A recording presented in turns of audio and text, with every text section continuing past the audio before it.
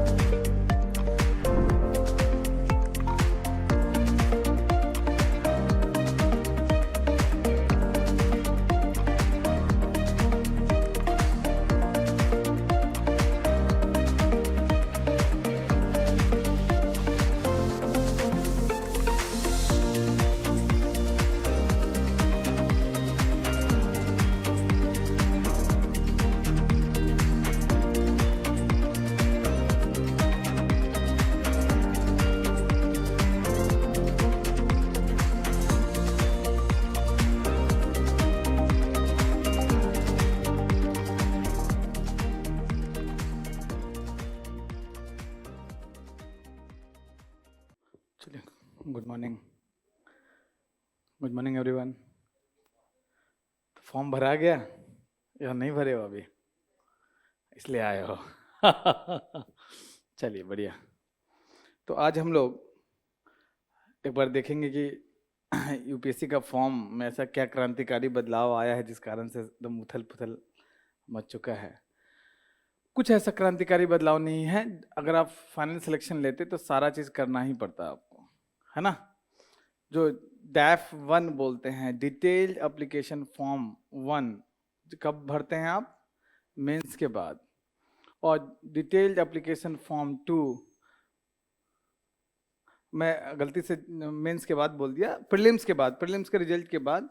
और detail application form 2 DAF 2 mains के बाद आप भरते हो। उसके काफ़ी कुछ उठा के प्रीलिम्स के पहले ही रख दिया गया है, तो इसलिए भी कन्फ्यूजन है। कन्फ्यूजन है कुछ बच्चों को नाम को लेके कि नेम क्या होना चाहिए, क्योंकि ऐसा भी होता है कि आपका 10th सर्टिफिकेट में कुछ और नाम है और बाद में आपने चेंज कराया हो। तो वो सब आज क्लियर करेंगे, दूर करेंगे, है ना। आशा करते हैं कि मैं कर पाऊँ, क्योंकि कन्फ्यूजन कुछ टेक्निकलिटी जब आता है सर्टिफिकेट का तो वहाँ पे तो फिर पता लगाना पड़ता है। बहुत बार यूपीएससी में जाके पता लगाना पड़ता है सर्टिफिकेट के संदर्भ में। तो शुरुआत करने के पहले पहले हम लोग यही देख लें कि मेजर चेंजेस क्या हो। काम की बात पहले, उसके बाद जो आप फॉर्म भरते हैं, जैसे पिछले साल फॉर्म भर रहे थे वैसे ही इस साल भी भरेंगे। कुछ चेंजेस हैं वो बाद में देखेंगे, मतलब वो फॉर्म के हिसाब से। लेकिन अभी मेजर चेंजेस हम लोग एक बार देख लें। सबसे ज्यादा काम की बात यही है। जो सबसे इंपॉर्टेंट अगर आप देखेंगे चेंज हुआ है, तो इस बार 4 पार्ट में आपके फॉर्म को बांटा गया है। पार्ट 1, पार्ट 2, पार्ट 3 और पार्ट 4। इसमें सबसे जो पहला पार्ट है ओटीआर प्रोफाइल।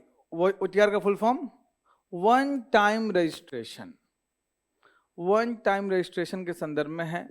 इसका प्रोफाइल आपको बनाना है। आप अगर पहले एग्जाम यूपीएससी का दे चुके हैं तो आपका ओटीआर बना होगा, लेकिन उसमें कुछ एडिट करना है। हम लोग देखेंगे क्या एडिट करना है, ठीक है।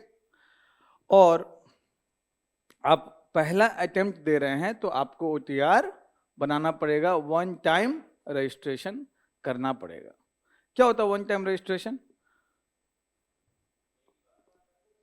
एक बार, जैसे पहले क्या होता था कि जब हम लोग एग्जाम देते थे तो हर बार इंफॉर्मेशन हम लोग को डालना पड़ता था। यूपी पीसीएस में सबसे पहले शुरू हुआ कि आप कोई भी एग्जाम दोगे यूपी पीसीएस का या यूपी पीएससी जिसको आप बोलते हो, कोई भी एग्जाम दोगे तो वो अपना पुराना जो नया एग्जाम का फॉर्म भर रहे हो तो पुराना डेटा फेच करके उसमें अपने आप परमानेंट एड्रेस और पेरेंट नेम ये सब आ जाता है। यूपीएससी ने भी वही कर दिया। आप उसका कभी सीएपीएफ दिए हो एग्जाम, पिछले साल यूपीएससी का अटेम्प्ट दिए हो, सीडीएस दिए हो, जो भी कोई एग्जाम दिए हो, उसका ओटीआर एक रहता है, वन टाइम रजिस्ट्रेशन। पुराना डेटा ला के वहां पे रख देगा, ठीक है। तो अगर आप पहले एग्जाम दे चुके हो, मतलब 1-2 साल 3 साल में, तो ऑब्वियसली वो ओटीआर आपको नया बनाना नहीं पड़ेगा। इसमें जो पहले स्टेप में ही जो नया आपको ओटीआर बनाना है, इसमें personal information, address information, photo, sign upload, document upload करना पड़ता है, एजुकेशनल इंफॉर्मेशन, अपने माता पिता का इंफॉर्मेशन, एम्प्लॉयमेंट इंफॉर्मेशन, है ना। यूपीएससी एग्जाम रिलेटेड इंफॉर्मेशन, कितना अटेम्प्ट हुआ है, कभी डिबार हुए हैं या नहीं हुए हैं, कोई मेडल्स, प्राइज, ये सब अचीवमेंट का इंफॉर्मेशन ओटीआर, ठीक है। नॉन एकेडमिक इंफॉर्मेशन, सॉरी, ये आपका नॉन एकेडमिक मतलब यूपीएससी एग्जाम से अलग हटके, उसमें ऑप्शनल ये वो नहीं पूछ रहा है। और जब ओटीआर हो गया उसके बाद आप दूसरे स्टेज में जाते हो जहां बेसिक ओटीआर डिटेल पर भरते हो। उसके बाद जो आपको ओटीआर का कुछ नंबर मिलेगा, है ना, तो डिटेल भरते हो। उसके बाद आपका यूपीएससी एग्जाम जो दोगे वो वाला इंफॉर्मेशन, मेंस का सेंटर क्या भरना चाहते हो, लैंग्वेज, जीएस का क्या रखना चाहते हो, ऑप्शनल का लैंग्वेज क्या रखना चाहते हो, फिर लैंग्वेज पेपर में एक तो इंग्लिश कंपलसरी है यही, उसके अलावा कौन सा रखना चाहते हो। यही मैं आपको क्लियर कर दूं, बहुत सारे बच्चों को क्लियर नहीं है। आप बिल्कुल अपना जीएस का लैंग्वेज और ऑप्शनल का लैंग्वेज अलग अलग रख सकते हैं। मतलब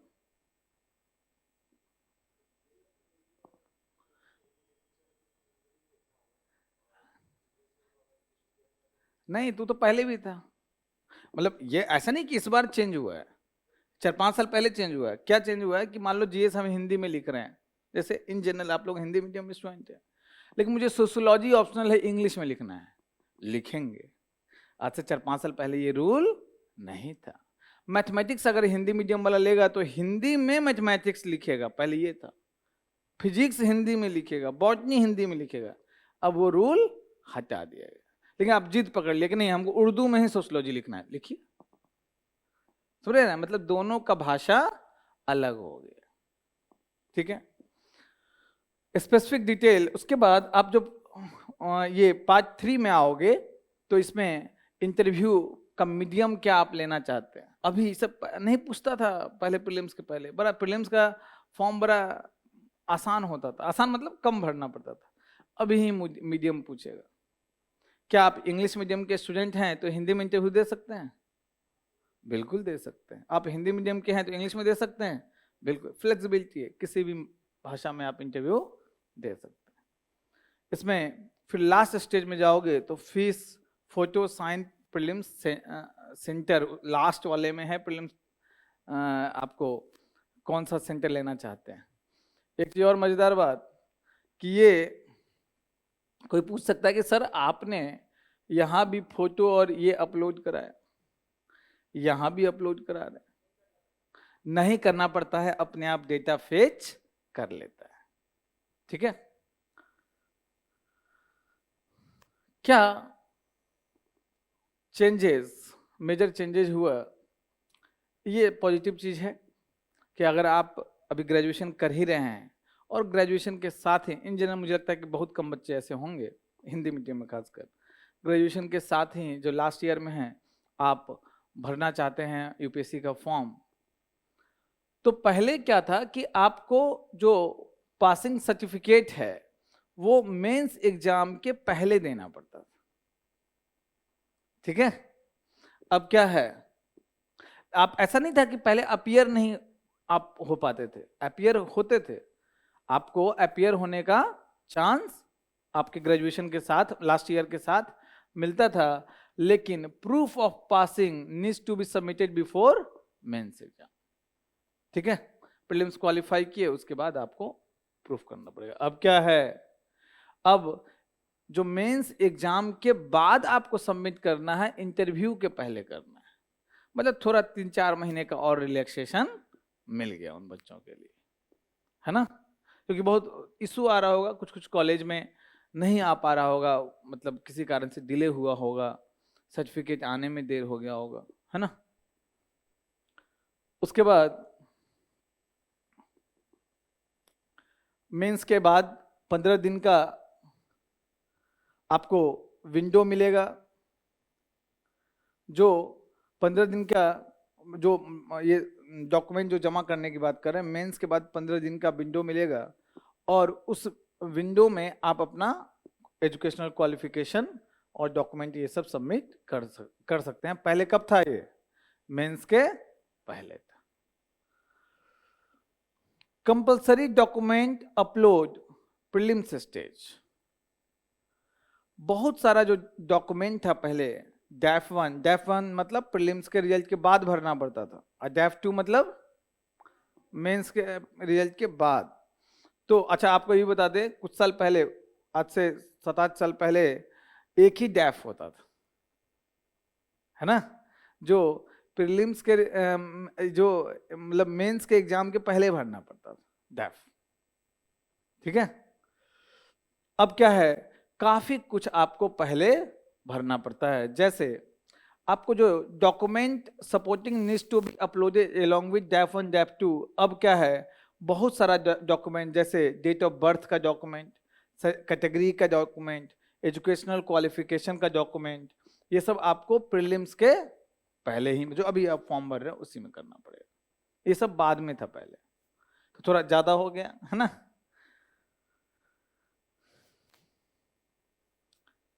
उसके बाद मेंस एग्जाम का फीस और कैडर प्रेफरेंस। पहले क्या था, मतलब 24 में कि जो कैडर प्रेफरेंस था वो मेंस रिजल्ट के बाद, मतलब डैफ 2 में हम लोग भरते थे। डैफ 2 मतलब जो बंदा का मेंस में कॉल आया है तो इंटरव्यू वाले स्टेज में भरेगा, जो अभी भरे होंगे बच्चे, है ना। अब क्या है कि आपको कैडर प्रेफरेंस कब भरना है, प्रीलिम्स एग्जाम के बाद। Candidates need to submit cadre preference within 10 days of prelims result.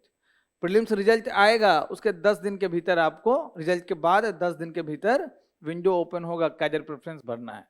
तो ये बताइए, क्या अभी आपको कैडर प्रेफरेंस भरना है? नहीं भरना है, ठीक है, कोई दिक्कत? अभी आपको कैडर प्रेफरेंस भरने की आवश्यकता क्या, विंडो ही नहीं।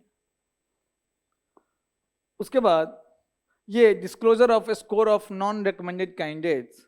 ऐसा होता था पहले कि जैसे जो बच्चे इंटरव्यू दिए, बहुत ये हुआ मामला कि भाई यूपीएससी इतना शानदार एग्जाम है, किसी कारण से 1 नंबर से 5 नंबर से 10 नंबर से किसी कारण से कोई कैंडिडेट का फाइनल सिलेक्शन नहीं हुआ, इंटरव्यू स्टेज पे पहुंचा है, लेकिन क्या वो खराब कैंडिडेट है क्या? हो सकता है कि तबीयत खराब हो गई हो किसी कारण। तो ये गवर्नमेंट क्या करती थी, मतलब यूपीएससी क्या करती थी, जो कैंडिडेट नॉन रिकमेंडेड है उसका पब्लिकली डेटा जारी कर देती थी कि कोई पीएसयू है, कोई रजिस्टर्ड कंपनी है, उसको अपने यहाँ एम्प्लॉय रखना है, तो भाई उसको कंपनी को भी फायदा है कि कोई एग्जाम कराने का टेंशन नहीं है। यूपीएससी जैसा एग्जाम पास प्रीलिम्स मेंस हुआ है, कुछ नंबर से सिलेक्शन नहीं हुआ, तो आप वहीं से डेटा लेके और उसको बुला के इंटरव्यू लेके आप अपने यहाँ जॉब दे सकते हो, ठीक है। अब ये पब्लिक नहीं करेगा सरकार, अब क्या करेगा, उसका एक वेबसाइट होगा जहां पे सिर्फ रजिस्टर्ड कंपनी जाके वहां से डेटा ले सकते हैं। आपको अपना डेटा उसमें शामिल करवाना है कि नहीं, इंटरव्यू के पहले आपसे साइन मांगता है कि आप चाहते हैं कि नहीं कि आपका डेटा उसमें जाए, क्योंकि आपका गोपनीयता है, निजता का मामला है ना। तो आप अगर साइन करेंगे तो आपका डेटा उसमें जाएगा। मेरी बात समझ पा रहे हो, है ना। तो अभी इसके लिए टेंशन नहीं है, बदलाव है लेकिन टेंशन नहीं है फॉर्म भरने में। उसके बाद अभी ये मेजर चीज आ गया है, सर्विस प्रेफरेंस। पहले कब भरते थे सर्विस प्रेफरेंस? डैफ 2 में मेंस रिजल्ट के बाद भरते थे, अब प्रीलिम्स के पहले मांग रहे हैं। हाँ कोई बात नहीं, प्रीलिम्स के पहले मांग रहा है। पहले नंबर ऑफ सर्विसेज भी 21 था, अब 23 हो गया, क्योंकि IRMS service, Indian railway management service का भी 3 पार्ट हो गया है, आपका ट्रैफिक, पर्सनल और अकाउंट्स, ठीक है।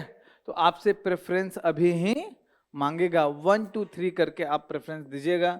आप बहुत सारे बच्चों को इसमें कंफ्यूजन होता है, तो आपको क्या, जैसे आईएएस, ऑब्वियसली आईएएस की तैयारी करने आए हैं, कोई 1-2 बच्चा होता है बोलता है सर मुझे वर्दी बहुत पसंद है तो आईपीएस, कोई बात नहीं, तो आईपीएस में आप पहला प्रेफरेंस वहां भरेंगे, आईएएस में दूसरा, लेकिन लगभग लोग आईएएस में पहला, अगर फॉरेन सर्विस का बहुत क्रेज है तो उसको ही पहला, जिसको पहला भरोगे वो आपको अगर रैंक ऐसा आता है तो मिलेगा। और इसमें फिर in general IAS, IFS, IPS के बाद आईआरएस जो है, इंडियन ऑडिट अकाउंट सर्विस, या आपका इंडियन रेवेन्यू इंफॉर्मेशन सर्विस, फिर इंडियन रेवेन्यू सर्विस, ये सबको आप थोड़ा पहले प्रेफरेंस दीजिएगा। इसमें ग्रुप बी सर्विसेज भी है। ग्रुप बी सर्विस कौन सा है?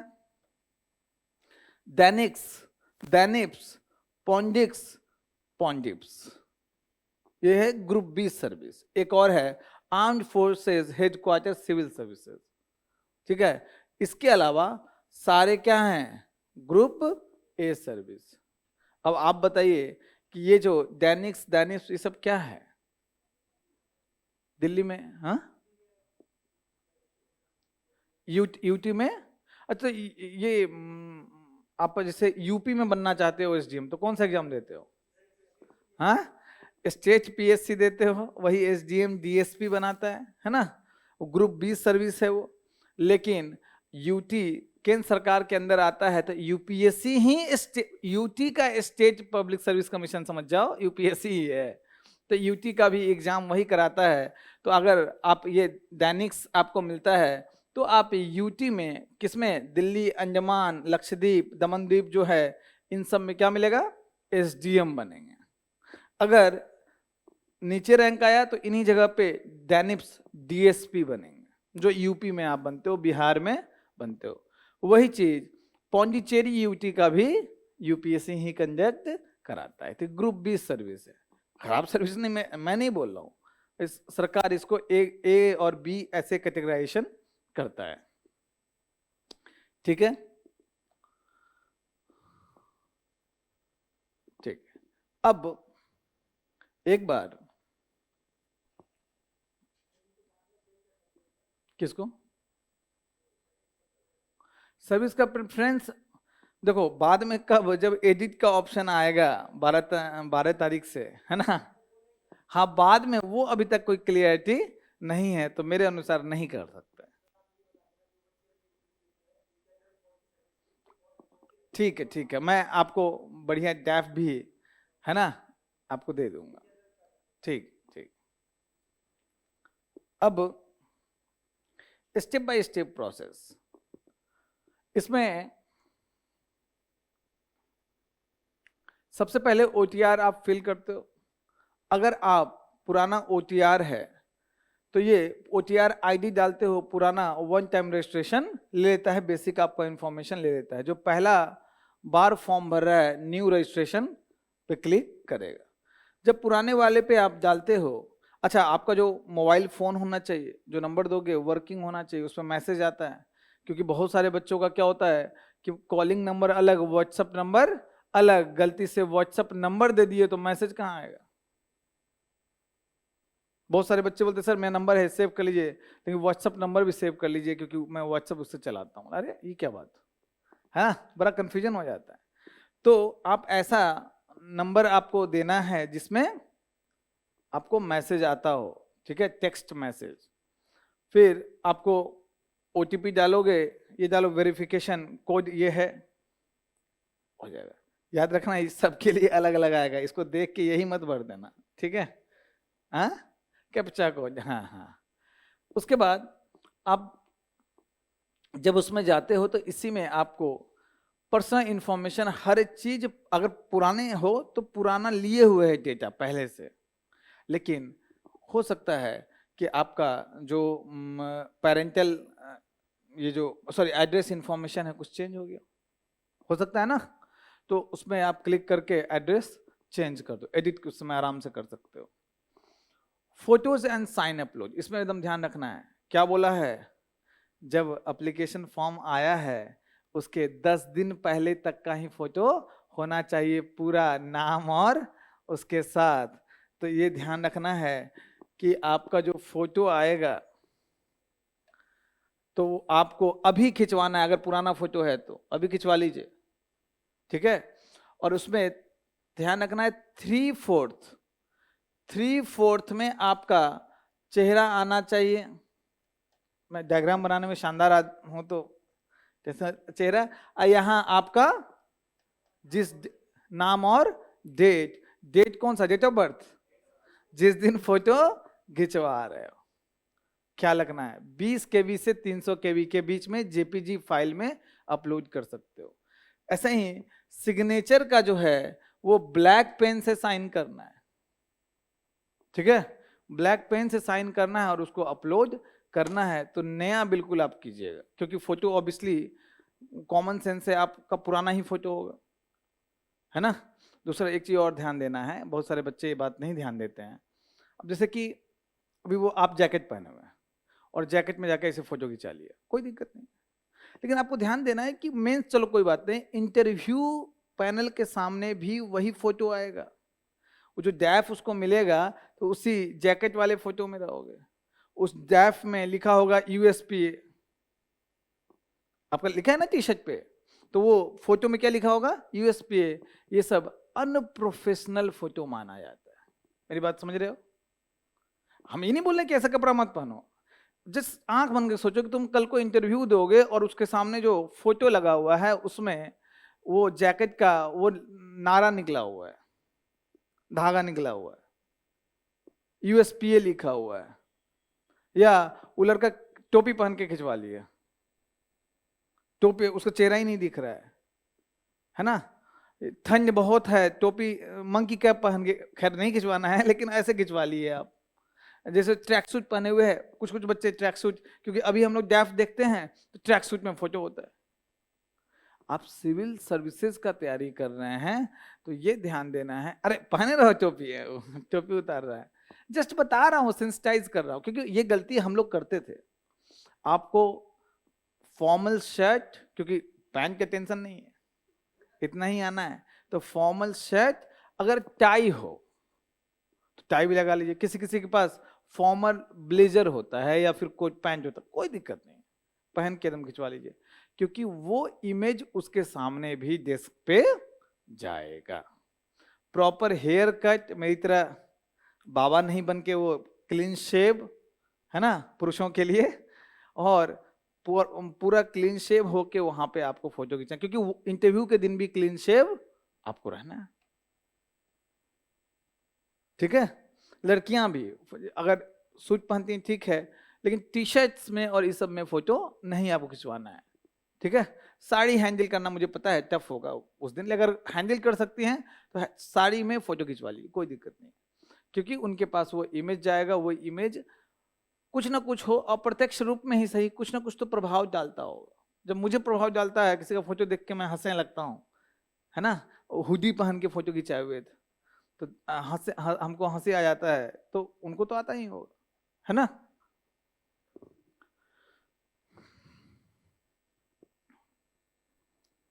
तो आपने फिर एजुकेशनल इंफॉर्मेशन जो जो आपसे मांगेगा सारा आपको अपलोड कर देना है, वहां पे लिख देना है।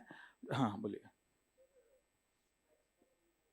स्पेक्स, हाँ बड़ा अच्छा, मेरे दिमाग में था लेकिन मैं उसको चर्चा नहीं किया। देखो स्पेक्स, जब आप इंटरव्यू स्टेज में पहुंचते हो तो आपने जो स्पेक्स पहना है फ्रेमलेस या फिर डिसेंट फ्रेम का, जैसे मेरी तरह नहीं मोटा सा, ऐसा पहन के आप इंटरव्यू देने नहीं जा सकते हो, इनफॉर्मल है ये, ठीक है। तो फॉर्मल सेटअप में जो स्पेक्स, जैसे वो फॉर्मल स्पेक्स है उनका, आपका यूएसपीए का, है ना, आपका फ्रेमलेस फॉर्मल माना जाता है, पतला फ्रेम के साथ, कोई स्टाइल वाला ना हो, फोटो खिंचाइए। और आप स्पेक्स पहनते हैं तो स्पेक्स के साथ फोटो खिंचाइए, कोई दिक्कत नहीं। हाँ हाँ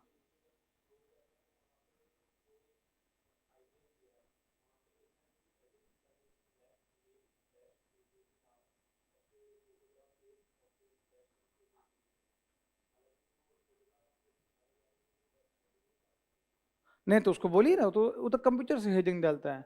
हाँ करना है, जो अगर उसमें लिखा हुआ है उसी हिसाब से, जिस फॉर्मेट में डीडी लिखना है, एमएम लिखना है, ईयर लिखना है, समझ रहे हैं बात, वो फॉर्मेट आप अपने तरफ से बोलिए कि देखिए इस फॉर्मेट में आपको खींचना है। प्लस कुछ लोग कंजूसी कर देते हैं, क्योंकि पैसा अभी अभी टाइम है उनको फोटो का पैसा कमाने का, है ना तो वो लोग बोलेंगे कि भाई 50 के 6 ही मिलेंगे, 50 के 4 ही मिलेंगे, है ना।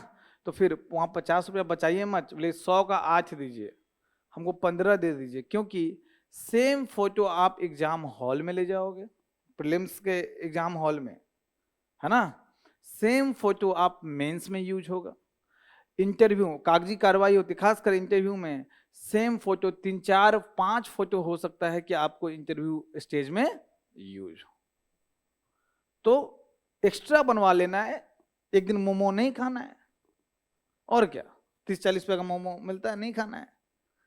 मुझे बहुत सारी स्टूडेंट मिल जाते हैं मुखैनगर मोमो खाते हुए, तो इसलिए बोल रहा हूँ, ठीक है। उसके बाद हाँ हाँ हाँ। नहीं, ईयर नहीं, आप डिटेल्स भरना है ना, किस चीज में आपको प्राइज मिला है, प्राइज का नाम क्या है।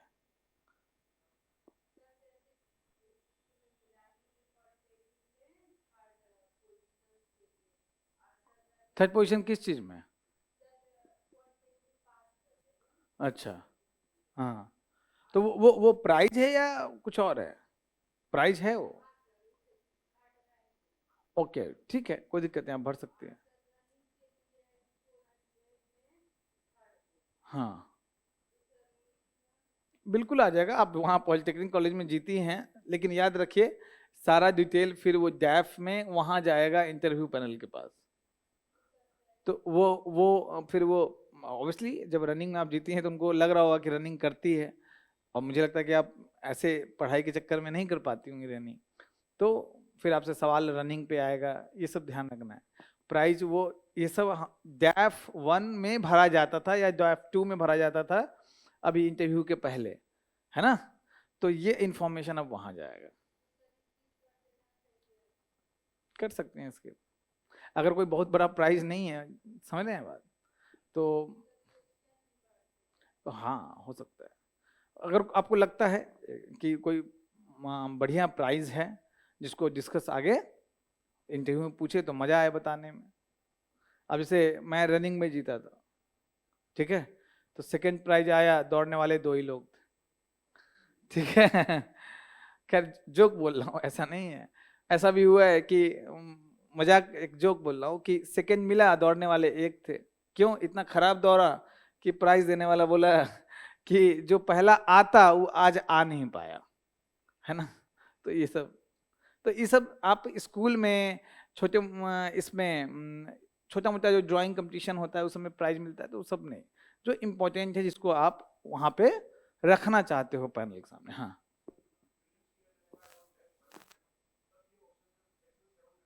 हाँ हाँ हाँ हाँ हाँ हाँ हाँ हाँ तो मतलब वही बहुत अच्छे से एक्सप्लेन किए कि यहाँ जो आप भरेंगे वो कहाँ जाएगा, इंटरव्यू पैनल के सामने। हाँ बता सकते हैं,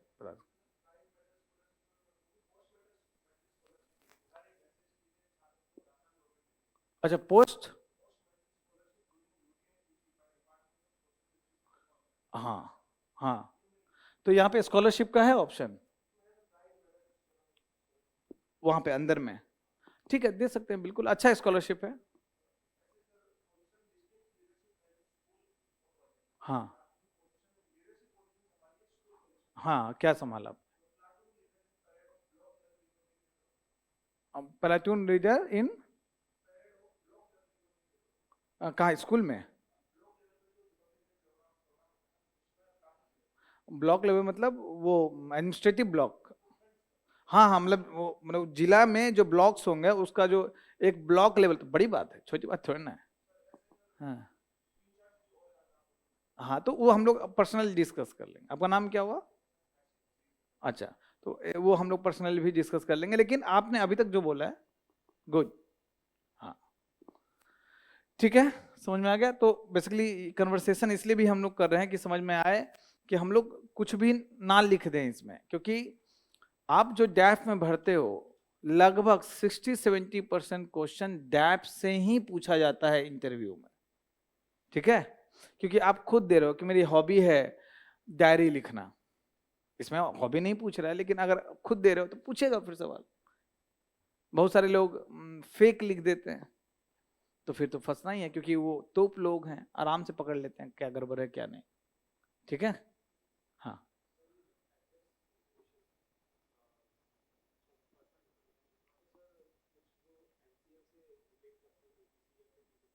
कहाँ कहाँ पे पर्सनल इंफॉर्मेशन, एड्रेस इंफॉर्मेशन।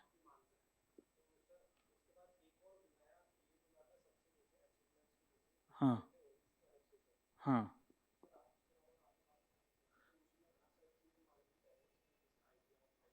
हाँ कॉम्प्लेक्स हो रहा है। अच्छा अच्छा, नहीं वो तो मतलब बेसिकली मैंने वो फॉर्म नहीं भरा है तो मुझे नहीं पता है, लेकिन हम लोग पर्सनली डिस्कस करके उसको, अगर मैं नीचे लेवल पे जो बैठते हैं वो इस पे ओबीसी वाले में अभी हमसे शेयर कर रहे थे, तो वो उनसे मैं बात करा दूंगा, ठीक है। क्या ये इसमें कॉलेज लेवल पे, तो कैंप कैसा कैंप, तो बिल्कुल बिल्कुल बिल्कुल भर सकते हैं, बिल्कुल, अरे बिल्कुल भर सकते हैं। और एनएसएस एनसीसी वो लोग बहुत पसंद करते हैं। हाँ मुझे पता है एनएसएस कॉलेज लेवल पे होता है, और मेरी स्टूडेंट ही आशा शर्मा एनएसएस की ही मेंबर थी दिल्ली यूनिवर्सिटी में, और वो जम के उस पर काम भी की थी, और उस पर सवाल भी पूछा, इंटरव्यू मार्क्स अच्छा मिला, आज आईपीएस है ना। तो एनएसएस वाला आप बिल्कुल भर सकते हैं। पर्सनल इंफॉर्मेशन इसी में आएगा, पर्सनल इंफॉर्मेशन में, है ना। तो आपको सिटीजनशिप, मदर टंग, ये सब शादीशुदा है कि नहीं, सब आपको भरना है। याद रखना है कि 10th के सर्टिफिकेट में जो नाम है, 10th के बोर्ड के सर्टिफिकेट में जो पेरेंट्स का नाम है, जो आपका नाम है, वो भरना है, ठीक है। उसके बाद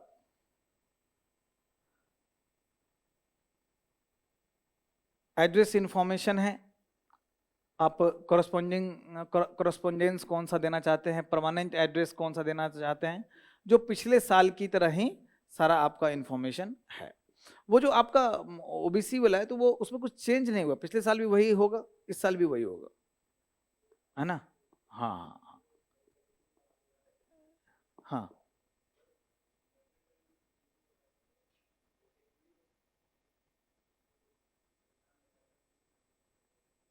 संविधान में,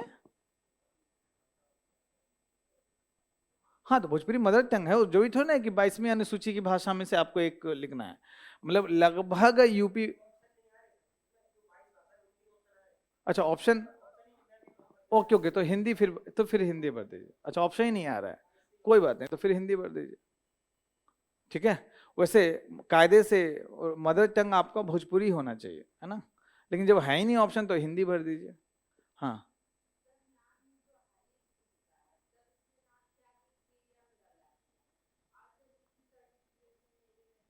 हाँ, ये बहुत बच्चों के साथ इशू आ रहा है कि 10th का जो सर्टिफिकेट है उसमें नाम कुछ और है, आधार कार्ड में नाम कुछ और है, ठीक है। तो ये एक मेजर इशू है, उसको नहीं, मतलब फिर भी आप 10th का इसका बोर्ड का ये कीजिएगा, और साथ में अपना आधार कार्ड को का नाम चेंज करने का, नाम चेंज होता है आधार कार्ड में, हाँ तो नाम चेंज, और किसी सर्टिफिकेट में नहीं।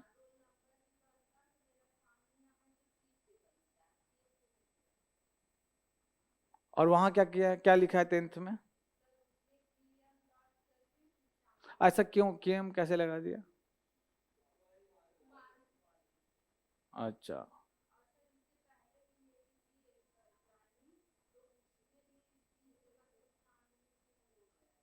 हाँ हाँ हाँ, लेकिन इसमें स्पेसिफिक बोला है कि 10th का आपको ये भरना है। वो एक दो बच्चे मुझे मैसेज किए, अब मुझे लगता है कि आपको इसके लिए यूपीएससी उसमें भवन में जाना पड़ेगा, काफी बच्चे जा रहे हैं, है ना, क्योंकि इस चीज को फॉर्म में हैंडल नहीं किया है। इसका कहना है कि अगर आपने ऑफिशियली नाम चेंज किया है तो वो एफिडेविट को अटैच करना है, लेकिन आपने ऑफिशियली तो चेंज नहीं किया, कोई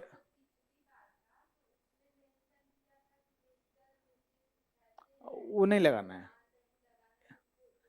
तो इस बार भी नहीं है, आपको मिस्टर मिसेज नहीं लगाना है,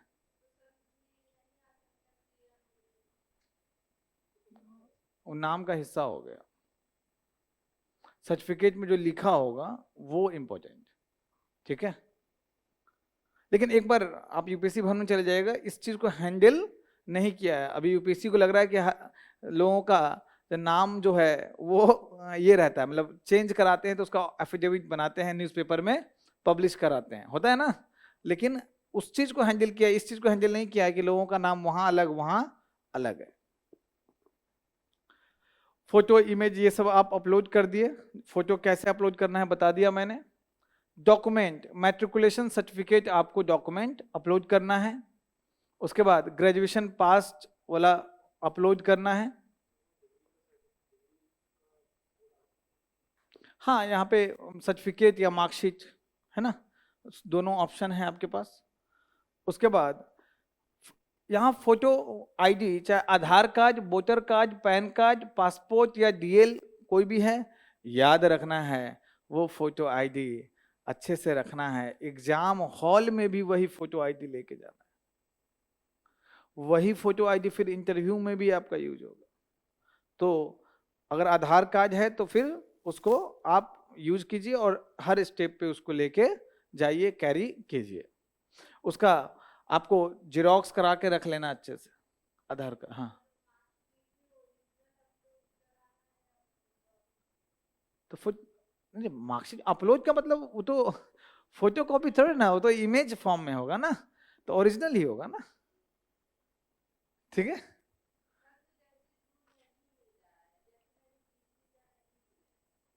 नहीं लिया है तो पीजी वाला मत भरिएगा अभी, है ना। क्या जी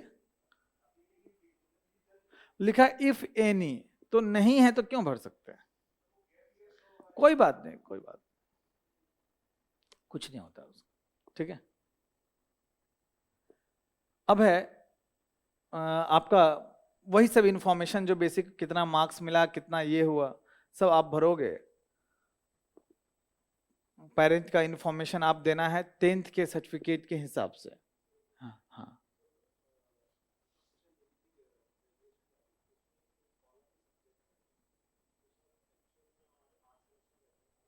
आपको बीटेक किया आपने?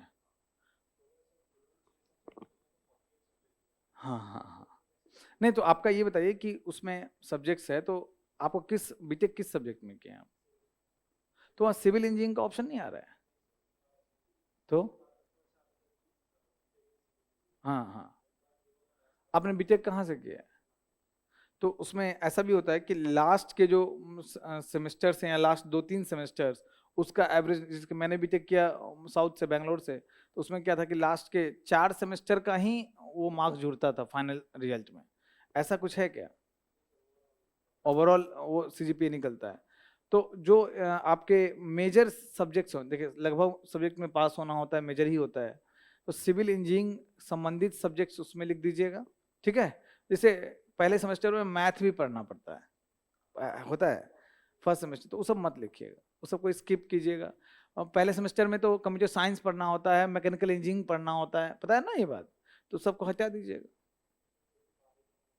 हाँ, तो लास्ट के आप लिखिएगा जो आपके मेजर हों, जो इंपॉर्टेंट लगे, लास्ट वाले सेमेस्टर्स के आप लास्ट 1-2 सेमेस्टर के लिखिएगा। ठीक है, जिसमें सिविल दिखे कि सिविल इंजीनियरिंग किया है।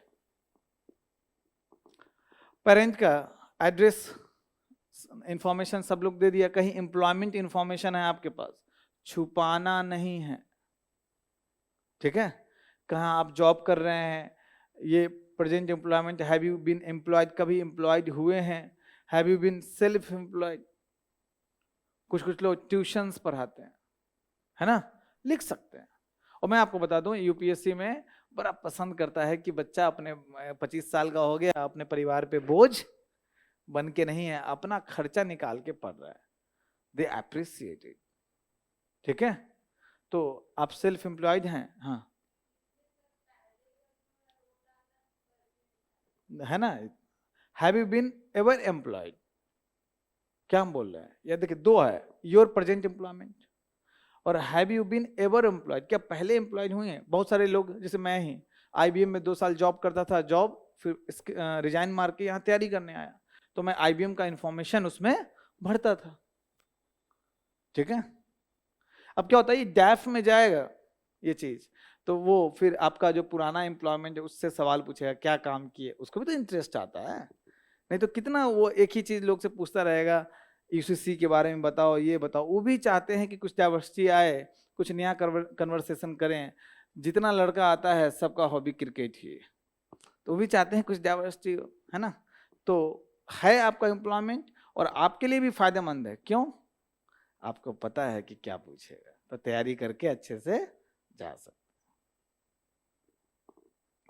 यूपीएससी एग्जामिनेशन इंफॉर्मेशन, आपका कौन कौन सा आपने एग्जाम दिया है, रोल नंबर भी इसमें पूछा है आगे शायद किस।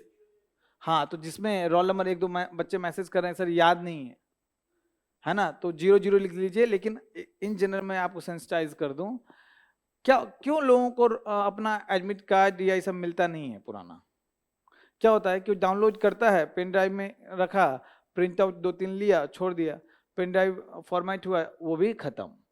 तो हमेशा कोई भी जो एडमिट कार्ड है उसको अपने मेल पे भेजिए। कहाँ भेजिए? मेल पे जरूर भेजिए।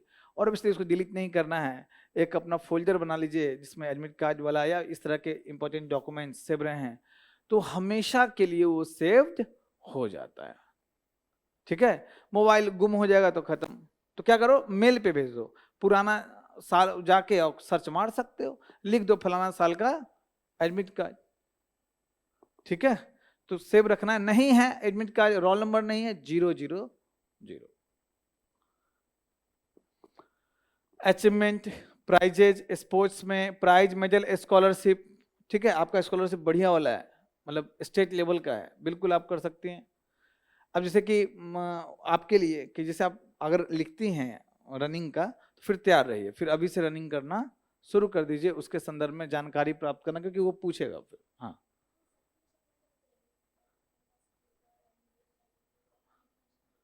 हाँ हाँ, सर्टिफिकेट्स अब नहीं मांगता है आपसे। कहाँ, कहीं प्रूफ भी नहीं मांगता है, कुछ नहीं। हाँ हाँ हाँ, बिल्कुल। क्या होता है कि इंटरव्यू में जब आप जाएंगे तो चाहते हैं कि क्रॉस वेरीफाई ना हो। क्यों? बहुत सारे इंटीग्रिटी का चेक होता है, समझो बात को। इंटीग्रिटी का चेक मतलब बहुत सारे बच्चे, जैसे हिंदी मीडियम का स्टूडेंट आया, बोले सर फॉर्म भर रहे हैं इंटरव्यू के लिए, बोले हाँ, मेरा हॉबी क्या है, बोले कि हमको क्या पता। तो इन जनरल हिंदी मीडियम के बच्चे के पास हॉबी नहीं होता है, एक्स्ट्रा करिकुलर एक्टिविटी कुछ करते नहीं है। और हिंदी मीडियम छोड़ दो, इंग्लिश मीडियम में भी हम्बल बैकग्राउंड के, है ना भाई, माँ बाप पढ़ा दिया यही बहुत है, उनके पास उतना ही था पैसा कि स्कूल भेजते, कुछ खुद से डेवलप नहीं हुआ, इतना प्रेशर था नंबर लाने का। तो बच्चे वहां क्या करते हैं, गलत सलत भर देते, दोस्त को मिला एवार्ड खुद भर दिया, एनएसएस में 2 दिन गए भर दिया। समझ गए बात? तो क्या होता है कि वहां पे कोई सर्टिफिकेट चेक नहीं करेगा कि भरे दिखाओ, कहीं नहीं कहीं नहीं। वहां पे होता है कि जब जाओगे उनके पास रहता है, बोला अच्छा एनएसएस में गए थे, हाँ अब बताओ। अगर आप सही में गए है ना, तो फिर वो बहुत फायदा करेगा, क्योंकि वो पता लगा लेता है आपके चेहरे के एक्सप्रेशन, आपका बोलने का तरीके से पता लगा लेगा कि कितने पानी में है। अगर आप नहीं गए तो चेक हो जाएगा, इंटीग्रिटी है आपका कि ये बंदा इंटीग्रिटी वाला नहीं, इसको कम नंबर दो, 130 135। तो आपने, आपके बात से लग रहा है आप दिल्ली यूनिवर्सिटी की, हाँ, तो आप में वो है, उसका सर्टिफिकेट मिले हैं, बिल्कुल लिखना है।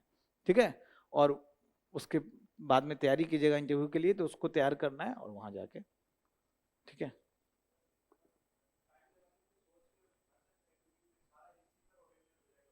नहीं उसको देखो ओवर भी मत करो, ऐसा नहीं 100% कोई गारंटी नहीं है कि इसी पे ये हो जाएगा। अगर आपको 15-20 मिला है तो इंपॉर्टेंट 3-4 भरिए। ठीक है, बहुत बार ऐसा ना उसको लग जाए कि ये लड़का यहाँ रह, यूपीएससी में सिलेक्शन उसको मिल जाएगा तो यहाँ रहना डिजर्व ही नहीं करता, इसको तो कुछ और बनना चाहिए, इसको सिलेक्शन मत दो। जैसे मेरा एक स्टूडेंट पेटेंट लिए हुए था, साइंटिस्ट था, और क्या उसको पेटेंट मिला हुआ था अपने रिसर्च के लिए, तो उसको सीधे बोला तुम यहाँ क्यों आ रहे हो, है ना। और जो ही नहीं है कि इसी कारण से कम नंबर मिला, और भी कारण हो सकते हैं, but they were not happy. कितना आईआईटी कानपुर का लड़का और पेटेंट लिए हुए इतना अच्छा धमाल कर रहा है रिसर्च में, और खामा खा का ब्यूरोक्रेसी में जाएगा। समझ पा रहे हैं? तो अगर ओवर क्वालिफाइड ऐसा कुछ होता नहीं है, कोई नियम नहीं है, डिपेंड करता है कि आप कितना जस्टिफाई कर पाते हो। ठीक है, तो जो इंपॉर्टेंट है उसी को दीजिएगा। मुझे आपकी बात से लग रहा है कि 10-15 है क्या? अच्छा चलो पर्सनली मिलेंगे, ठीक है। चलिए, आपका मीडियम क्या है? हिंदी मीडियम। हिंदी मीडियम में पहली बार बच्चों को देख रहे हैं, कितना सर्टिफिकेट्स और इतना ही, अच्छी बात है, वेरी गुड। ठीक है, लैंग्वेज आप कौन कौन सा बोल सकते हैं, यहाँ ऐड का ऑप्शन है, उस लैंग्वेज के बोल सकते हैं, लिख सकते हैं, पढ़ सकते हैं, है ना। ये आप कभी सोचे हो कि ऐसा लैंग्वेज जो आप पढ़ सकते हो और लिख सकते हो लेकिन बोल नहीं सकते हो? कभी हुआ आपसे? संस्कृत आप संस्कृत में बोले, आप पूरा लिख लोगे, वो पढ़ने के लिए नहीं पढ़ लोगे, मंत्र पढ़ते ही हो, क्या बोल सकते हो क्या? नहीं। वैसे ही जैसे इंग्लिश बहुत बार होता है कि लोग लिख सकता है, पढ़ सकता है, लेकिन बोल नहीं सकता है। ये भी होता है कि बोल सकता है इंग्लिश, लेकिन लिखना पढ़ना नहीं आता। जो इंग्लैंड का अनपढ़ व्यक्ति होगा, कोई ना कोई तो होगा ही जो पढ़ा ही नहीं कभी, तो बोल नहीं सकता है क्या? भारत में हिंदी भाषा शहर में कोई अनपढ़ रह गया, किसी कारण से नहीं गया, उसको स्क्रिप्ट पढ़ना नहीं आता है, तो पढ़ नहीं सकता है, लिख नहीं सकता है, लेकिन बोल सकता है। तो आप ऐड करते हुए उसमें भाषा में आप उसमें जोड़िएगा, हर बार आता है ये। कहाँ पे? इंग्लिश नहीं, लेकिन आप इसे हिंदी है कोई अगर, अच्छा ये बताओ इसमें सिर्फ जो अनुसूचित भाषाएं वही हैं क्या? 22 भाषाएं हैं, ओके। तो जैसे मेरे साथ है कि मैं मैथिली समझ जाता हूँ, मतलब बोल लेता हूँ टूटा फूटा ही सही, लिखा हुआ मैथिली समझ पाऊंगा क्योंकि देवनागरी लिपि है, लेकिन उसको लिखना मेरे लिए बड़ा कठिन है। कोई अगर मैथिली ये करे, मैं बोल लूंगा, लेकिन मेरे लिए पढ़ना आसान है, लिखना बड़ा टफ। ठीक है, तो मैथिली उस 22 भाषाओं में है, भोजपुरी नहीं है, भोजपुरी का डिमांड चल रहा है लेकिन आप लोगों को मिल नहीं रहा है। ठीक है, ऐसा भी हुआ है। ये मुझे कब रियलाइज हुआ, जब मैं बेंगलोर में जब बीटेक कर रहा था, तो साउथ इंडिया में, ध्यान दो, साउथ इंडिया में के मेरे फ्रेंड्स थे, तो एक नॉर्थ इंडियन साउथ में रहा था, तो उसको मतलब उसकी मम्मी वहाँ पे कपड़े का बिजनेस करती थी, तो बिजनेस से रिलेटेड था वो, तो वो कन्नड़ भाषा बोलना जानता था, उसको पढ़ना और उसको लिखना नहीं जानता। दूसरा लड़का था, उसका भी गजब सिनेरियो था, वो कन्नड़ भाषा पढ़ना जानता था, बोलना नहीं जानता था। अजीब सा बात। हम पहुंचे थे, हम कुछ नहीं जानते थे, तो जब भी बस आता था तो फिर वो तीनों लोग, मामला हम इशारा कर रहे हैं, वो पूछ रहा है, एक एक पढ़ रहा है कि कहाँ जाएगी बस, ऐसा सिनेरियो। कंडक्टर से कोई और पूछेगा जो पढ़ना जानता है वो बोझ पढ़ता था, मेरा काम था बस रुकवाना, है ना। तब लगा कि अच्छा ये होता है लैंग्वेज के साथ में। जब ओटीआर आप, मेन यही काम है सबसे ज्यादा, इसमें इसी में दिमाग लगाना होता है। दिमाग मतलब डॉक्यूमेंट से लेके हर चीज भरना है। ओटीआर जब फिल हो जाएगा आपका, तो एक ओटीआर यूनिक नंबर मिल जाएगा। उसके बाद आप पार्ट 2 पे आते हो। देखो यहाँ पार्ट 1 कंप्लीट हो गया, है ना, फिर आप यहाँ पे क्लिक करेंगे पार्ट 2 भरने के लिए। जब पार्ट 2 पे आओगे तो आपको उसमें सिविल जो फॉर्म इसका खुलेगा, सिविल सर्विसेज एग्जाम का फॉर्म, और इसमें वही नेशनैलिटी कहाँ, फोटो, पहचान पत्र, ये सब चीज, आइडेंटिटी कार्ड, ये सब आपको भरना पड़ेगा। थोड़ा सा इमेज इसमें,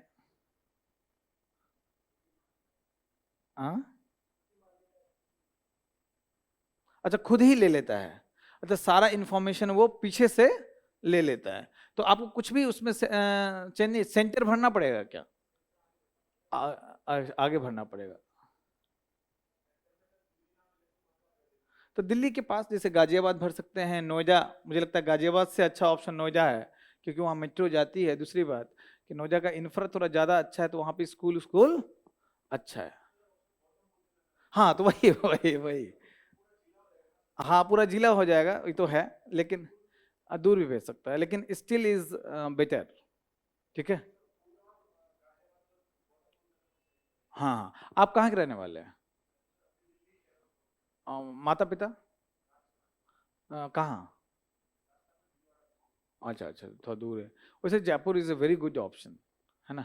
हाँ लेकिन आप अपने हिसाब से, क्योंकि लास्ट में इतना प्रेशर होता है कि आना जाना ये सब हेक्टिक हो जाएगा, तो आप जल्दी फॉर्म भर दो तो आपको दिल्ली मिल जाएगा। ठीक है, ये इंफॉर्मेशन खुद ले लेता है ना OTR के बाद सेकेंड, ठीक है। तो सेकेंड वाले में कुछ नहीं भरना होता है, बस वो एक बार रिव्यू करके सहमत कर दिया, पार्ट 3 में आ गया।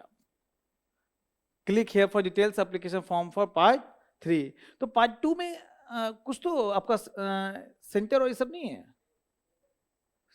आगे आएगा। ओके, ये पार्ट 3 में आपका सेंटर है वो वाला, मेंस वाला।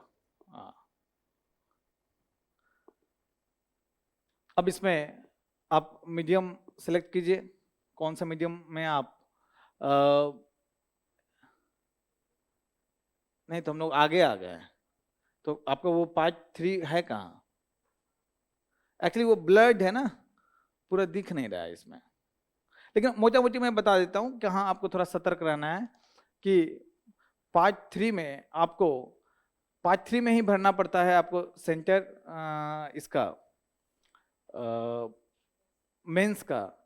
कौन सा आपको ऑप्शनल सब्जेक्ट लेना है, कौन सा आपको मीडियम लेना है, ध्यान रखना है। बच्चों से गलती होती है, मेरा बहुत एक बढ़िया स्टूडेंट है, उसका ऑप्शनल था फिलॉसफी, पी से फिलॉसफी होता है, गलती से क्लिक हो गया PSIR, उसको पता नहीं है, PSIR क्लिक हो गया, प्रीलिम्स क्वालिफाई हो गया, ठीक है। फिलॉसफी का जम के तैयारी करना चालू कर दिया, प्रीलिम्स का रिजल्ट आया और फिलॉसफी चल ही रहा है, पता नहीं कैसे वो जस्ट देखा कि भाई फॉर्म में क्या क्या है, क्योंकि अब डैफ भरना है, तो देखता है कि अरे हम तो भरे हैं PSIR, 1.5 महीना बचा है। फिर PSIR पढ़ के दिया, तब भी 190 नंबर आया, PSIR पढ़ के दिया फिर से, ये गलती हो जाता है। तो आपको ध्यान रखना है, इसलिए क्रॉस वेरीफाई करना है। दूसरा चीज, बहुत बार फॉर्म भरते समय क्या होता है कि आप GS का जो मीडियम आपको भरना पड़ता है ना, तो आप वो सोच लेते हो, जैसे कि श्रुति शर्मा के साथ हुआ कि वो फॉर्म भरवा रही थी या भर रही थी। श्रुति शर्मा कौन, रैंक 1 है ना, 2-3 साल पहले आई थी। वो जो पहला अटेम्प्ट दी थे, उसमें क्या हुआ कि फॉर्म भरने में GS का मीडियम इंग्लिश की जगह हिंदी गलती से भरा गया। कैसे गलती से? उसके दिमाग में चल रहा था कि जो सेकेंड लैंग्वेज आप कौन सा लेना चाहते हैं, और वो हिंदी भर दी। उसको भी प्रीलिम्स के बाद मालूम चला कि हिंदी मीडियम में एग्जाम देना है, तब भी 2-3 नंबर से इंटरव्यू कॉल रुका था उसका। सोचो कितनी कमाल की लड़की थी। तो गलती हुई ना भाई, तो ये सब सतर्क करना। ये भी गलती होता है कि मीडियम आप गलत भर देते हो, तो वहां क्रॉस वेरीफाई करना है, 1-2 घंटा एक्स्ट्रा लग जाए कोई दिक्कत नहीं। तो इसमें अलग से आपको ऑप्शनल का भी मीडियम भरना है, ठीक है। उसके बाद आप किस पार्ट पे आते हो? हाँ, थर्ड पार्ट पे आते हो।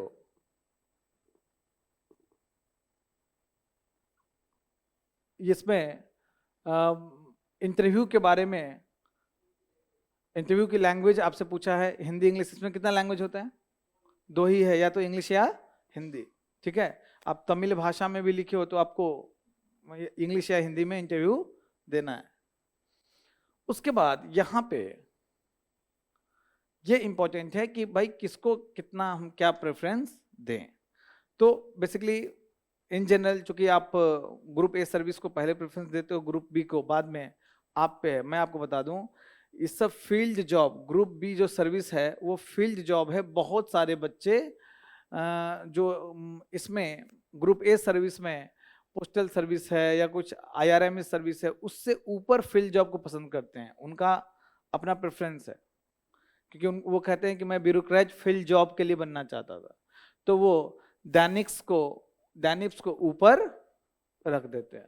कोई दिक्कत नहीं, उनका अपना प्रेफरेंस है। ग्रुप बी सर्विस है तो क्या हुआ, यूपी में SDM, यूपी में तो नहीं बनता, लेकिन दिल्ली में SDM छोटी बात थोड़ी ना। तो वो आपका प्रेफरेंस है कि आप किसको पहला प्रेफरेंस देना चाहते हो। इन जनरल जो लोगों से बात करता हूं, IAS फिर IPS फिर लोग IFS को प्रेफरेंस देते हैं, है ना। और उसके बाद आपको IRS है, इंडियन कस्टम सर्विस का नंबर आता है। ये मैं इन जनरल कॉमन ऑब्जर्वेशन पे बता रहा हूँ, कोई वो लिखित वो नहीं है कि ये जॉब अच्छा है और ये जॉब बुरा है। आईआरएस जॉब कस्टम वाला रेवेन्यू सर्विस से नीचे है, ये कहीं कोई क्राइटेरिया ऐसा नहीं जो प्रेफरेंस देते हैं। ठीक है,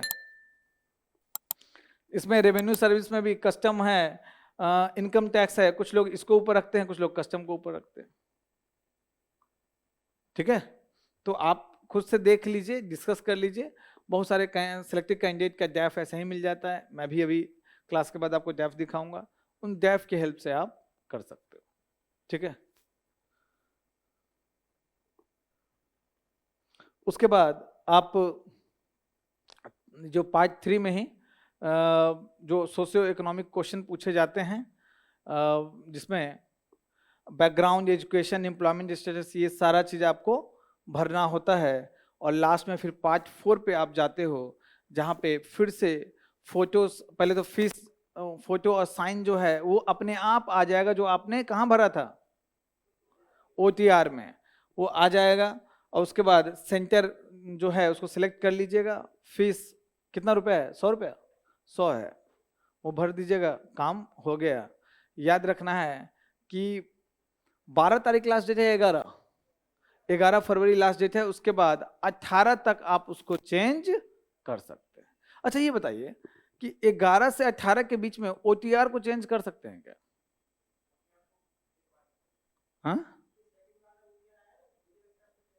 हाँ, लेकिन वो लाइफ टाइम में एक बार है। मतलब मेरा कहने का क्या मतलब है कि OTR भी आप चेंज कर सकते हैं, उसमें कुछ डिटेल है, लेकिन वो फिर जब एक बार चेंज हो गया तो जब अगले साल फॉर्म भरेंगे तो वही OTR रहेगा। तो हम्म, हाँ हाँ हाँ हाँ, वो चेंज कर सकते हैं ना, वही वही वही। ऑब्वियसली उसमें आप अपना नाम जो है 10th के बोर्ड वाला नहीं चेंज कर सकते हैं। हाँ हाँ हाँ हाँ हाँ, बिल्कुल बिल्कुल। ठीक है, तो इस प्रकार से है। और कुछ और आपको प्रश्न हो? हम्म, जरूरत नहीं, पोस्ट पोस्ट ग्रेजुएशन हुआ ना, तो अगर आप परसू कर रही हैं तो आपको जरूरत नहीं है बनने का। हाँ, सर्टिफिकेट भी नहीं है उसका, है ना। क्या चाहिए? तो आ जाए। अब इसमें क्या ऑप्शन में क्या था, रुक जाए एक मिनट, इसमें इफ एनी लिखा हुआ है सर्टिफिकेट के बारे में। क्या आपने मास्टर्स किया? इफ एनी, कोई MA किया? अभी तक आपने किया नहीं है, परसू हो रहा है। हाँ, तो इसलिए रोक दीजिए। नोटिफिकेशन में क्या लिखा हुआ बाद में?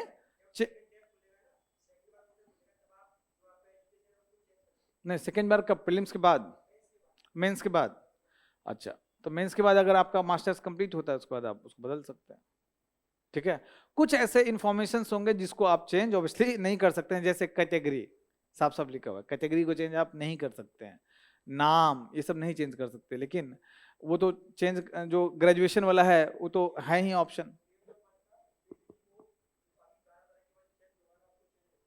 अच्छा, नहीं होगा तो अच्छा, एक चीज और, डेट ऑफ बर्थ आपका 10th के बोर्ड का सर्टिफिकेट वाला ही होगा। और बिहार में अधिकतर बच्चों का एक एक होता है, 1 तारीख को होता है, क्योंकि ना माता पिता को याद है ना किसी का, मास्टर साहब वही लिख दिए। ठीक है, तो ये है मोटा मोटी, किसी को हाँ और डाउट?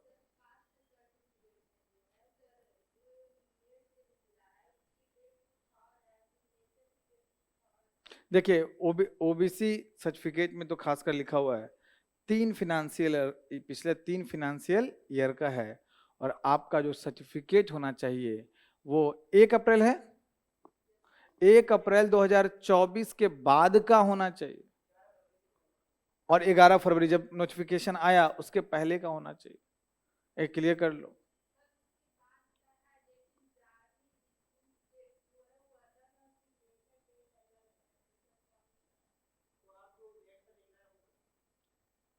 सिग्नेचर डेट उससे क्या होता है? सिग्नेचर डेट अलग है और वो अलग है। हो सकता है कि जब साइन किया हो तो अलग डेट हो, और जब उस पर अपलोड किया हो आपका इन्फॉर्मेशन वो अलग हो। कोई दिक्कत नहीं, कोई दिक्कत नहीं। क्या चाहिए? हाँ हाँ, जो जिसका स्टाम्प लगा है। हाँ हाँ, बताइए और बताइए। हाँ हाँ, क्या?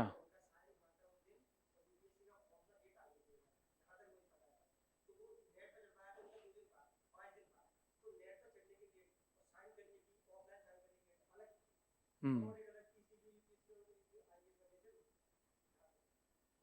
पता नहीं मुझे ये तो नहीं इन्फॉर्मेशन पता है। हाँ, जिस दिन नेट से निकला है तो डेट उसमें लिखी रहती है। अच्छा अच्छा, एक एक जगह से और कंफर्म कर लीजिएगा, क्योंकि थोड़ा सा, जैसे कि एक चीज और बताइए आप कि ओबीसी का अगर जो सर्टिफिकेट है 3 फाइनेंशियल ईयर है, तो उसमें तीनों फाइनेंशियल ईयर में 8 लाख से कम होना चाहिए। हाँ हाँ, ये इम्पोर्टेंट, कोई भी 1 साल का कम है तो आप ओबीसी में, मतलब नॉन क्रीमी लेयर में।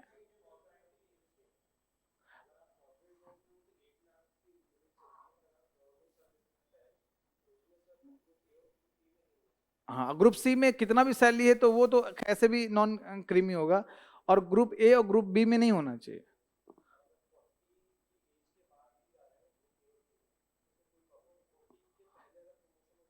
हाँ हाँ हाँ, ओके ओके, एकदम क्लियर है ये ना। हाँ, क्योंकि बहुत सारे बच्चे को ये कंफ्यूजन है कि भाई जो इसमें तीनों फिनेंशियल ईयर है उसमें से किसी एक फिनेंशियल ईयर में भी 8 लाख से कम है तो आप नॉन क्रीमी लेयर में हो जाएंगे। दूसरी बात कि आपका कॉरपोरेट के लिए बता रहे हैं या बिजनेस अगर आप करते हैं तो उसके लिए है, अगर ग्रुप सी में आपके पेरेंट्स हैं, माता पिता दोनों ही घर में, भले ही 10-12 लाख का इनकम हो, वो अपने आप नॉन क्रीमी लेयर में है। ठीक है, ग्रुप बी में, ग्रुप ए वाले का क्या सीन है? ग्रुप ए बी का, हाँ, ग्रुप ए का मिलेगा ही नहीं। और अच्छा, अपने आप ग्रुप ए और ग्रुप बी वाले क्रीमी में आ जाएंगे। अच्छा, ग्रुप सी और D non creamy. Okay, actually मैंने कभी जो कि सर्टिफिकेट भरा नहीं, मेरा जनरल कैटेगरी है, तो मुझे थोड़ा कभी बना ही नहीं कभी सर्टिफिकेट। अच्छा, एक चीज और, जो ईडब्ल्यूएस का क्या प्रोविजन है?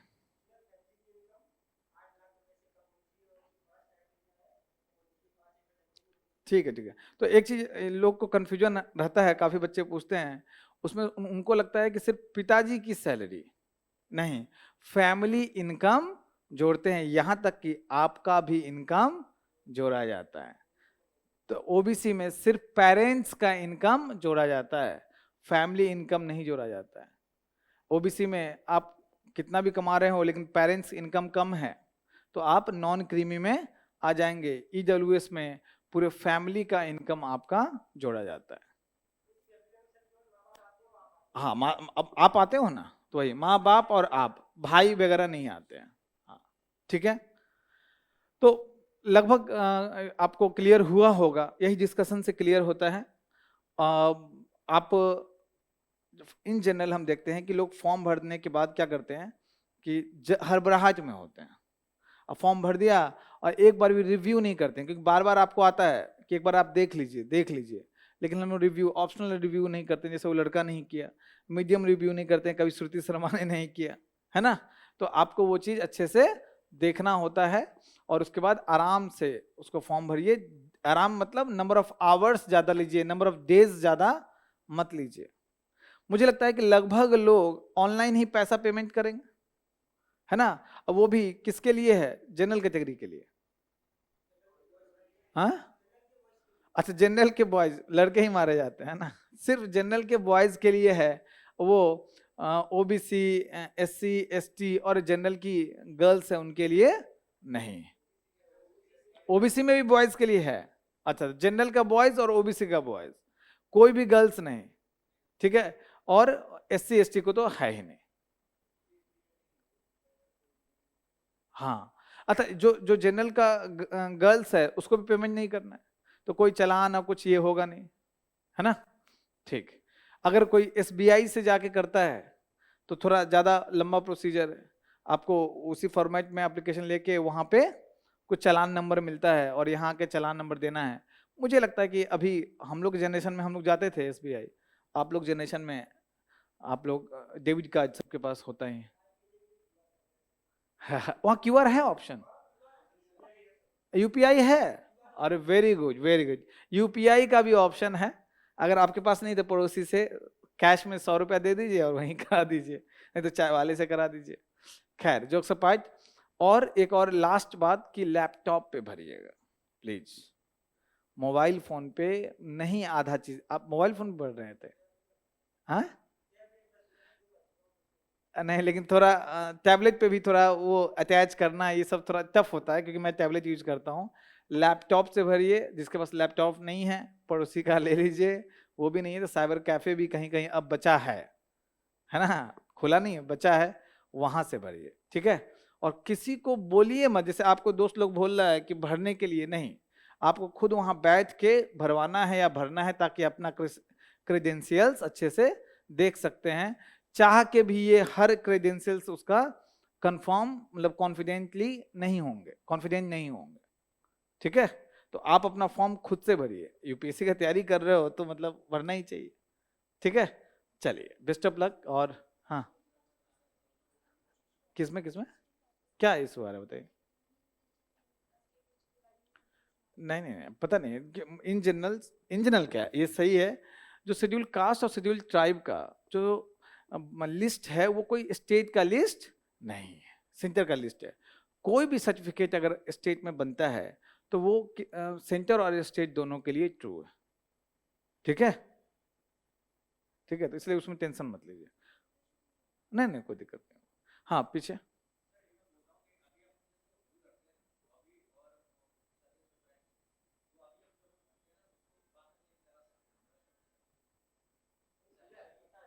नहीं नहीं नहीं, अभी मैंने तो नहीं सुना ये चीज। और हॉबी इसमें पूछ कहाँ रहा है आपसे? तो नहीं, तो हॉबी आपसे पूछ रहा है, एक्चुअली मुझे वो दिखा नहीं।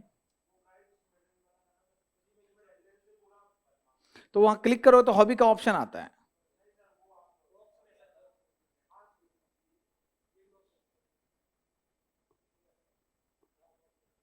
नीचे।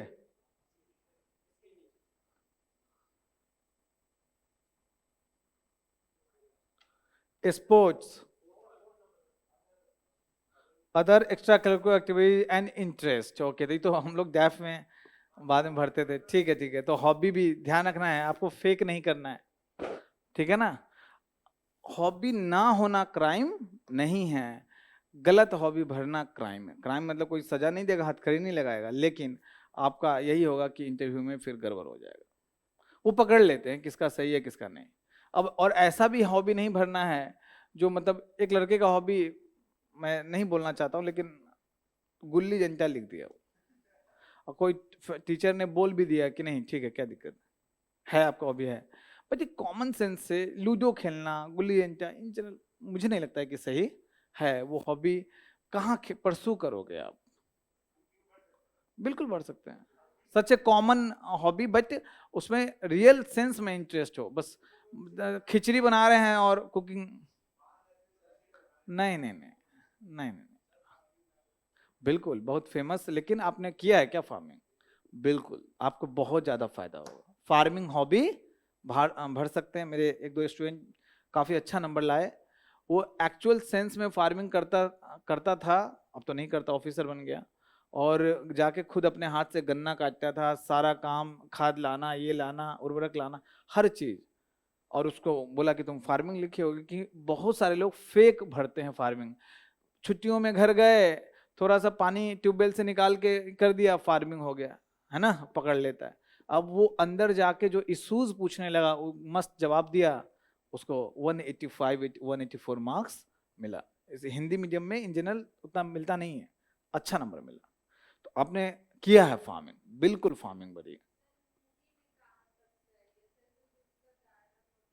बहुत, आप लिख दीजिएगा कैसा मूवी देखना है। इन जनरल मूवी देखना ये सब पैसिव एक्टिविटी है, बहुत ज्यादा अट्रैक्शन मतलब वो जो एक्टिव काम है, जैसे फार्मिंग हुआ, कुकिंग, ये सब एक्टिव है ना।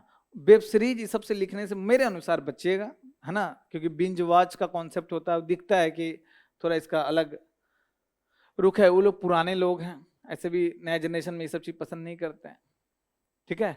मूवी में कैसा मूवी आप देखते हैं, कैसा मूवी देखते हैं? तो आप ठीक है साइंस फिक्शन लिखिएगा, लेकिन उसमें पूछेगा आपसे, और देखते हो ना साइंस फिक्शन, आप भी लिख सकते हैं कि हम, नहीं तो दिखेगा फेक है। ऐसा मूवी कौन देखता है जो भीम ने पावन का खोज के पूरा मूवी देखे? मैं अच्छे मूवीज में देखती हूँ, लेकिन उसमें आपको फिर दायरा बढ़ाना पड़ेगा, कुछ अच्छे हॉलीवुड, कुछ फ्रेंच मूवी भी देखना पड़ेगा, ठीक है? कोई बुराई नहीं है, movies is such A common hobby. और लगभग इंडियन का लड़कों में क्रिकेट, लड़कियों में कुकिंग और मूवीज, यही होता है। सीरियल्स ये सब मत लिखिएगा, उनके दिमाग में सास बहू जाएगा, जो अच्छा नहीं माना जाता। और कोई? हाँ,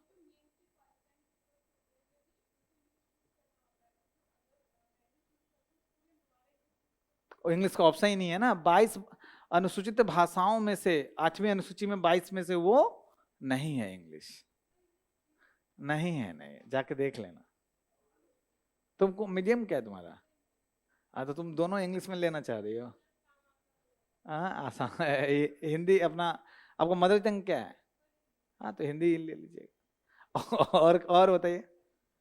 देखिए, अनुसूचित 8th शेड्यूल में इंग्लिश नहीं है, पता है ना आपको? मतलब प्रीलिम्स में हम पढ़ाते हैं, ये भी है कि 22 भाषाओं में, जरूरी नहीं है कि कोई राज्य अपना राजभाषा बना रहा है तो उस 22 भाषाओं में से बनाओ। नागालैंड का राजभाषा क्या है?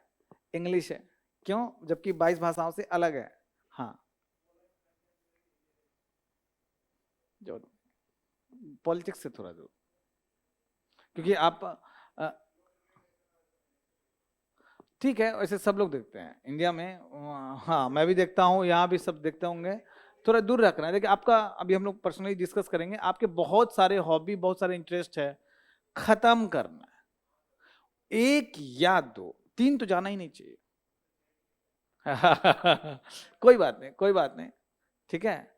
वो दिखता है कि ये किसी एक चीज में रुकता नहीं है, कभी यहाँ कभी वहां, है ना? तो आपका जो इंटरेस्ट हो सकता है, हॉबी हो सकता है, एक या दो हो सकता है जो बढ़िया से आप परसू कर रहे हो, ठीक है? अब हम लोग पर्सनली मिल लेंगे, यहाँ समाप्त करते हैं। चलिए, thank you, best of luck.